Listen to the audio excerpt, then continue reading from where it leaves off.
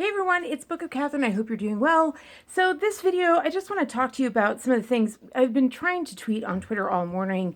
There's just too much to talk about. Now I don't have a lot of time, so I'm going to try and get this in.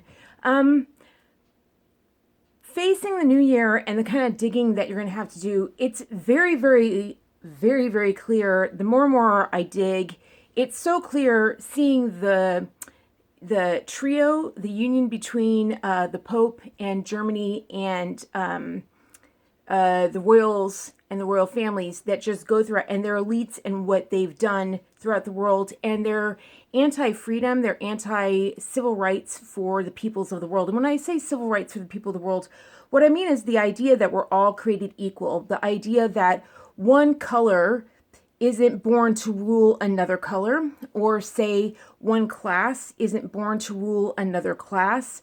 One's birthright doesn't give you the right to rule, or doesn't give you certain rights to rule another. The idea of freedom is that, and liberty is that we all have a people like that lives within a certain physical boundary, or within a certain physical state, or within a certain, like, say, like the city that I live in. Let's just say I live in a city, right? We all live here, and therefore all of us equally have a vote, an equal vote into how the city should be run. That's the idea of democracy, is that all of us, it doesn't matter like what job anyone has. It doesn't matter the job that they have. It doesn't matter their income, because everyone can choose their income. Anyone can choose what living that they make. That's what I mean by freedom and liberty. And so anyone who thinks outside of that, like, we've been seeing examples of that. And like, some people don't think you have a right to speak and are lobbying against people's right to speak. They think you don't have a right to speak or say what it is, like a certain joke, like when they say things on like The View and they say, oh, like comedians, it's really sad that the comedians, don't really have the right to say anything. I'm like, that's what's really, I'm like, no, it's the fact that in the land of the home and free, the one place, when they say the president's the leader of the free world, that's what they mean. America is the only place in the world with 10 freedoms.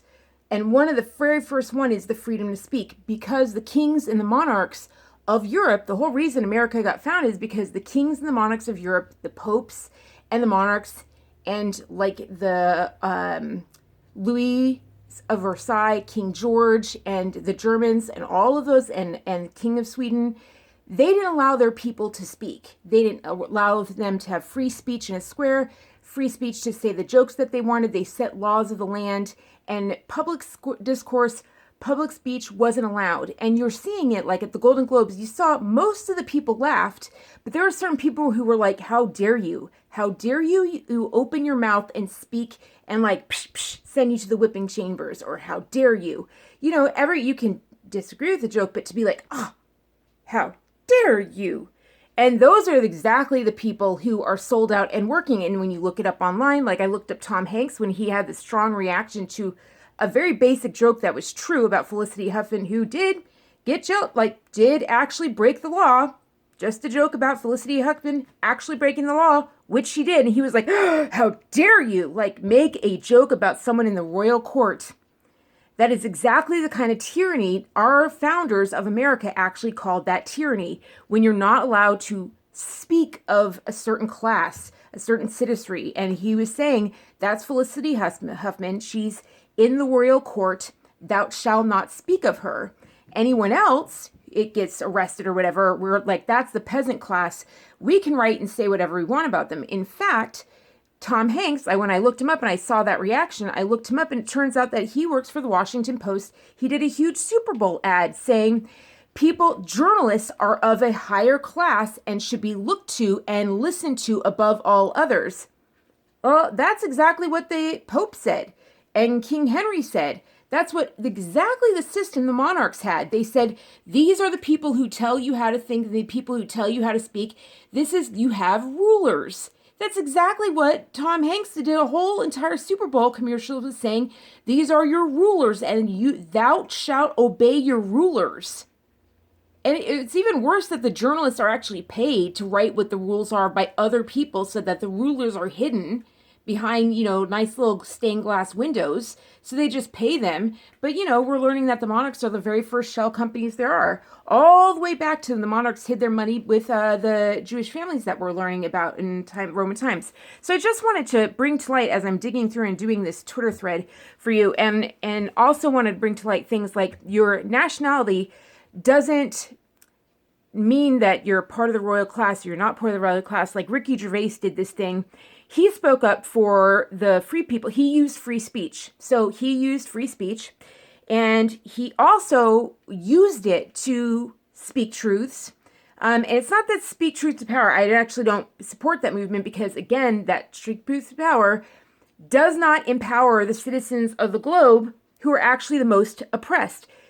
Ricky Gervais ended his speech fighting for the most oppressed people of the people in China. The most 900 million people are oppressed in China. That's the country with the most oppressed peoples and that largest oppressed people in China. And that's who Ricky Gervais fought for. You know what I mean? Like the truth to power thing goes after Americans who have the most freedoms. It is completely anti-American and lets all the other countries and dictators who use slavery, tattooings of the arms, slave trade, all off the hook. Very, very interesting. So it's not that movement at all. So it's fascinating and actually puts like Merkel up on the board when her industries are not obeying any of the climate change regulations. They don't have a climate change, like they don't have green regulations there. Very, very fascinating about that. So anyway, but Gervais is British, right? Gervais is British, but he's not a member of the royal court or the royal family. So it wasn't, you could tell, like it was a fight to get him on there. And I know stuff about that, but I can't share stuff about that. But the point is that, right, but Tom Hanks is an American, right? So the royal family, who's monarchs in Britain, they're doing this royal court thing. Here's Tom Hanks over in America. He's an American and he's acting like the royal family, like a royal court. So that's my whole point about this is that it's not your color. Like Candace Owens, she's black, but she's actually working with royal family money. Like the lords and ladies are actually funding her movement. Does that make sense? Like she's actually pushing free market principles, which is exactly what the Civil War was fought over, was free market principles. Notice that Donald Trump is always like, I don't want free market, I want fair trade. I don't want free trade, I want fair trade. Not free trade, fair trade. There's a big freaking difference. Fair trade protects human rights. Okay, so anyway, I want to bring you back to this, that it's just, you have to watch the values that we're fighting for to know the difference between peoples that, like Tom Hanks can be an American, but like total... He is in the royal court, like he has they put the rainbow medal on him and everything, give him all the gold statues. And it's very interesting. If you want, I thought this was so fascinating. I realized as I was writing about him today, if you are a communist regime, which is really just the royals, they say it's communism, but it's really the royals. Queen Victoria and her husband came up with it. It came out a few years after Siemens was created in Germany. It wasn't Reuters, by the way. The Siemens brothers came up with it in Germany. And then in Germany, and then it went to Reuters and Wolf's and Havas. Like all those things were actually created by Siemens. By the way, they just cover that up. Isn't that interesting? That's something I found out. Look it up. Siemens was the actual technology created. It wasn't this whole thing, Reuters. Very interesting that a Reuters guy, some guy named Reuters, just tap, found it one day, knocked on the door of the Rothschild and said, here, do you want it? I was just like, oh, that all happened in a single day. I'm like, oh, gosh. So go ahead and look into that. Oh, my husband's here. I'm like, dang it. Okay, so here's what I want to say. If a communist country wants to take free speech out of a nation, how do you do it? So the 80s happened, and then what happened? They knocked down the Berlin Wall. Knocked down the Berlin Wall in Europe. That's freaking like, they just lost Russia. Like the royal families lost Russia because the German, remember the German train funded Russia? So the royal families lost Russia from Reagan. So what do? They went and took all their money and took every single comedian in America. Comedians are like the harbors of free speech, and turned them into dramatic actors. Whoopi Goldberg, Robin Williams,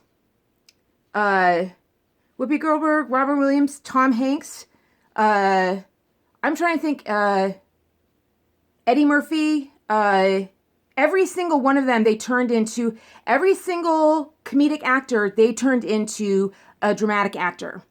Right after 1992 for Agenda 21. That is a great way to remove free speech from a country, is to stop them laughing. Number one way to do it. Hey, baby. So I just wanted to read you this really quickly when I was digging into it. This is written about Julius Caesar. This tells you how much Rome and this three-way of the Pope. Oh, also, you know how much they're in control. Look into that story about the Pope smacking that woman.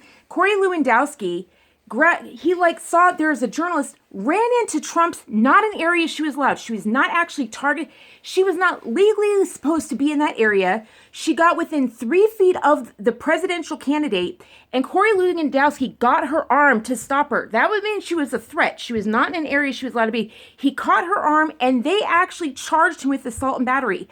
The Pope was greeting people. A woman was behind the lines. In the Bible, it says that woman came and grabbed the coat of Jesus to be healed. That's in the Bible. It's the thing. Grab on to him and you shall be healed. How many people are sick and in pain? It is a normal thing for people to grab on to the Pope. Normal thing. You notice his security forces didn't get him, right? So he goes along, and this woman was like, and in the Bible it actually says that if you hold, it says with faith, if you have faith and hold on. Well, the Pope says he's Jesus. He says he's God on earth, the word of God on earth. So she held on. It's a normal thing. He just has got so much power now that he can go whack, whack, and every newspaper in the world, literally in Bangladesh, in India, actually was like, this woman almost killed him. She almost pulled him over. She almost, and I was like, go ahead and watch Michael Jackson, watch how many people cling to him. He just had he didn't even sit with her and say, and give her a little bit of attention and let her have the thing. And that's normally what they do. They normally just sit there. It's been happening for the time that there are popes. They sit and then if he says there's you turn to the security forces. Oh no, this time he decided to whack. I would not be surprised if they were like, let's have the Pope and show everyone, begin 2020 with letting everyone know who's boss, the Pope, because even Fox News was like, that woman should be thrown down in a chokehold. So you start off the year with the religious leader of the world being of Rome, being feared, and the Queen being feared. So this is what I want to show you how clever they are, okay? Now when Rome is written about, here's what we don't realize. Rome is the people they start tattooing. They all say, oh, Hitler was the first one to tattoo. No, that was I.G. Farben, not the first one to tattoo. The first one to ever tattoo a human was Rome. They tattooed their soldiers to keep number of them. First ones to crucify, just the number of horrors they did are untold. And here's what I still cannot believe to this day. I dig in here and they're like, here is what Julius Caesar said going into Germany. Let's read what he said. The translation of Caesar's war with Gaul. This is the reason he decided to cross the Rhine. With the German war concluded, I decided that I must cross the Rhine. Several reasons prompted me. The strongest was that I could see the Germans were all too ready to cross into Gaul, and I wanted them to have reasons for their own anxiety when they realized that an army of the Roman people could and would cross the Rhine. That's one more reason of why Rome, what was his actual phrase? I came, I saw, I conquered. Isn't this interesting? He just has this whole thing. Look at this. He has this whole written thing of reasons why he crossed in. He wrote a paper about why he crossed in. There was also the fact that a section of the cavalry of Eusippides and the Tecteri, which, as I have already mentioned, had crossed into the Meuse in search of plunder and grain, and so had not taken part in the battle, had crossed the Rhine after the route of their countrymen, entered the territory of Samguri, and joined the forces with them. 3. When I sent messengers to the Sagambari to demand the surrender of those who had made war on me in Gaul, they replied that the Rhine was the limit of power of Rome. And how dare they say it was the limit of the power of Rome? If I thought the Germans had no right to cross into Gaul against my will, why should I claim any power or authority on the German side of the Rhine? Then there too was the fact of the Ubians. He goes through and makes this literally, and they put 4.16.1, 4.16.2. They literally have Julius Caesar written out like the text of a frickin' Bible. I kid you not. These are verses. They have it written out in verses. And here's what I'd like to say to you. Because I'd really like to spend time with my husband. Number one thing Julius Caesar is called is a statesman. Numero uno. He turned Rome into a monarchy. Numero uno was a statesman. I cannot believe everyone writes as if what he said is true. What is going on? That's what I just can't believe, is that I keep going through that and no one reads that as if he's making an argument for his statesman because he has to answer to a Senate. No one, I have not seen anyone. Wikipedia, all these places assume that that must be fact because what Julius Caesar wrote, why do you think he wrote it? The man expanded Rome's empire, locked up every single person, slapped a number on their arm, and put a nail into their hand if they grabbed a piece of bread. What do you think that is? I cannot believe the way that we defend monarchs. We have a little bit of a house, a little hunting lodge in Versailles. That's what Versailles was supposed to be, a hunting lodge. They taxed the people so hard that the opening gates were pure freaking gilded gold. And what do we do today? Instead of saying taxes are an evil thing, they destroyed the people of France and led to heads being cut off.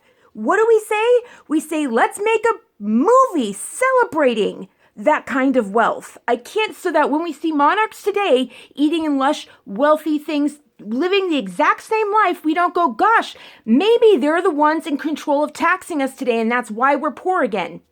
Nope, we go, yay, good for you. I just have a little bit to say. I have a lot of energy and my husband's a lot. Thank you, baby. All right, I better go. Mwah, I love you. And just, can we think with a little bit of critical thought about why someone would write that out? Here are my reasons. It has absolutely nothing to do with a lust and thirst for absolute power. 'Cause it's fun to label people with a number and say, these are my legions. Can I just get an, okay, glory, glory, hallelujah, amen, I guess in church. Do churches do that anymore or something like that? To the fact that America, there's just one extra state, Liberia. We have not grown past it. The world's borders haven't changed all that much. Why do you think that is? We protect the people's borders, liberty and sovereignty and what people want. We don't go out there and do a United States of South America, a United States of this. Thanks a lot, United Nations, for coming along and saying we're the United Nations of the world. I can't even, somebody look into the World Global Report on music. I don't even want to get into, I have to go into that. That will be my next video. I love you so much, but you should find out how many global reports there are ever since the United Nations came along. Yeah, the monarchies have a lot of fun. All right, I love you guys so much. I hope this is not too, I was trying to write, and this is weird taping with my husband right there. I better go. Mwah, I love you. Bye.